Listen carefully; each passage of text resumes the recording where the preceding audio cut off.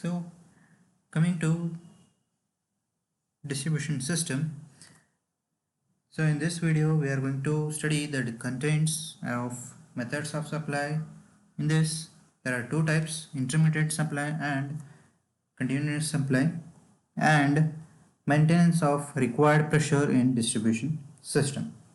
So, we'll start with the methods of supply. Supply of water depending upon the period of supply and way of supply. So in this, how we are going to supply and at what rate and the way of supply is being studied in this. So some of the following methods of supply are being implemented. The continuous water supply. In this system, water is supplied for 24 hours a day. In the sense, we will be continuously supplying the water without stopping it. Water is always available for firefighting, less rusting of pipe, uh, and intermittent water supply. It is if sufficient quantity of water is not available. The area is divided into zones and each zone is supplied with water for fixed hours. So in this water supply method, we will be supplying the water with restricted time, and we will be dividing a city into a zones, and we will be informing them saying that for this period the water will be available, so please collect the water and save it for the further times. Next, we will understand the maintenance of required pressure in distribution system. A reservoir which stores the treated water for supplying water is called service reservoir. The distribution reservoir may be made of steel, RCC, or masonry structures. And the types of distribution reservoirs are surface reservoir, elevated reservoirs, and the surface reservoirs are constructed by stone bricks, plain or reinforced cement concrete. The side walls are designed to take up the pressure of water when reservoir is full and earth pressure when it is empty. The floor of these reservoir may be constructed with RCC slab because the RCC slabs are very good members against water. The bitumen compounds are used to fill the weak joints, and for aeration of water and inspection ventilation pipes are and stairs are provided to maintain the quality of water and to uh, stop contamination due to the organic matter generation or any type of bacteriological activities. We provide these method the treatment like aeration, inspection ventilation pipes and stairs are being provided. Now we will study the different elevated reservoirs. So there are rectangular elevated reservoirs or tanks where the water has to be supplied with more pressure. Elevated reservoirs are constructed. These tanks may be constructed with RCC or steel. Nowadays, elevated tanks are more popular since they require very little maintenance and they have long life. Elevated reservoirs are rectangular, circular, or elliptical overhead tanks constructed with certain heights. So this is one of the example with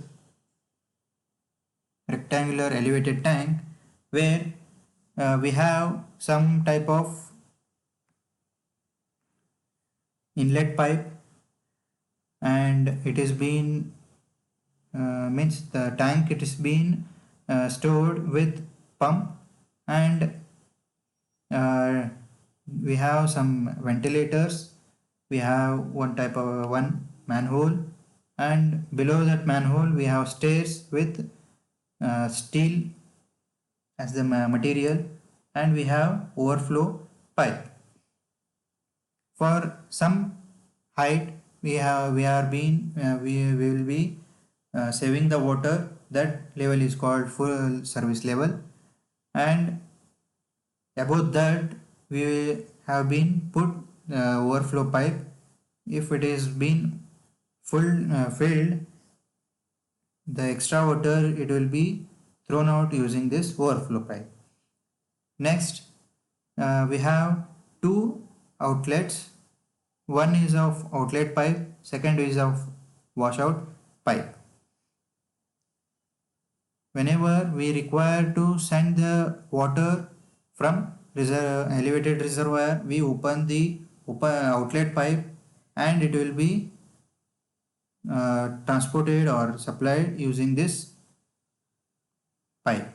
Similarly, if we want to wash this the interior of the elevated reservoir, we close the outlet valve and we clean the pipe, and we will clean the tank, and we will be sending all this water from washout pipe, and we will be opening this washout valve, and we will be throwing out the water which is been washed.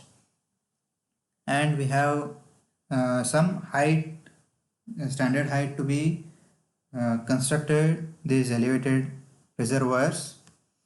Next, we will go to second type of elevated reservoir, that is Ince tank. These are generally more costly, therefore designed for capacities of more than 6 to 8 hours of daily supply. They are usually situated at the heart of city. They are generally covered at top of roof slabs to avoid pollution by birds, insects, dirt, etc. Roof is provided with ventilator so as to allow free circulation of air. Water level indicator is provided. An automatic float is closed, float to close the inlet valve when water is full. So in this tank, we are going to construct, but it is little bit costlier comparing to the elevated reservoir, and we are going to design this tank such a way that more than 6 to 8 hours of daily supply it's been covering.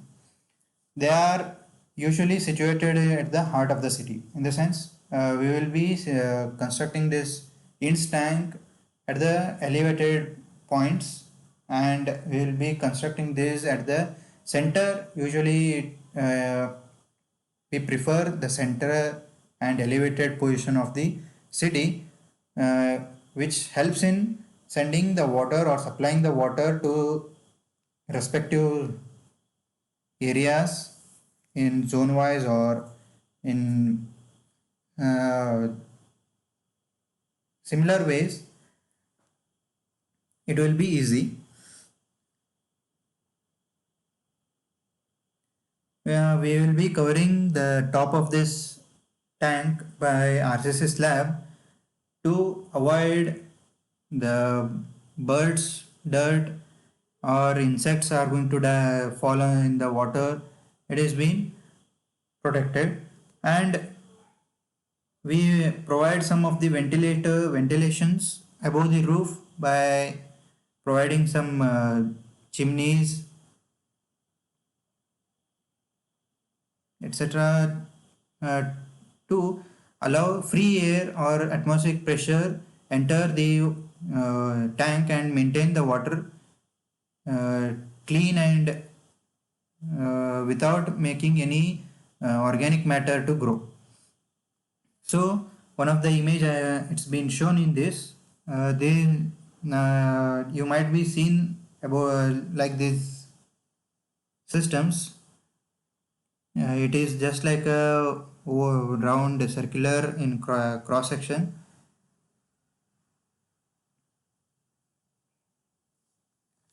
So next we will be studying the pressure in distribution system. How this is being provided. So sufficient pressure must be available in distribution mains at all points, even at last points. Net available pressure in consumer tap is equals to pressure at water mains minus all the losses, frictional loss, valves, bands, etc.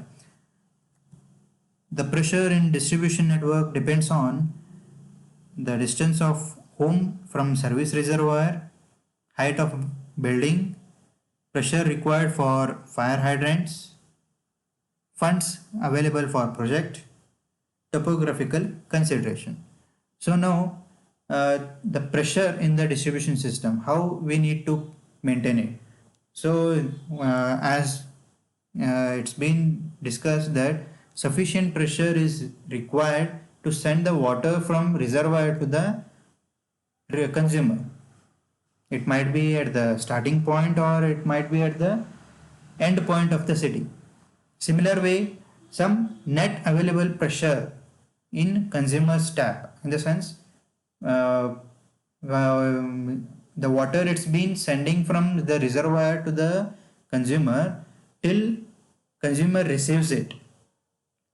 The net pressure, it should be like pressure at water mains minus all the losses in the sense the head loss including frictional, valves, bends, etc. All these losses, if we are going to deduct, at the last we should get pressure of about net available pressure in the consumer tap.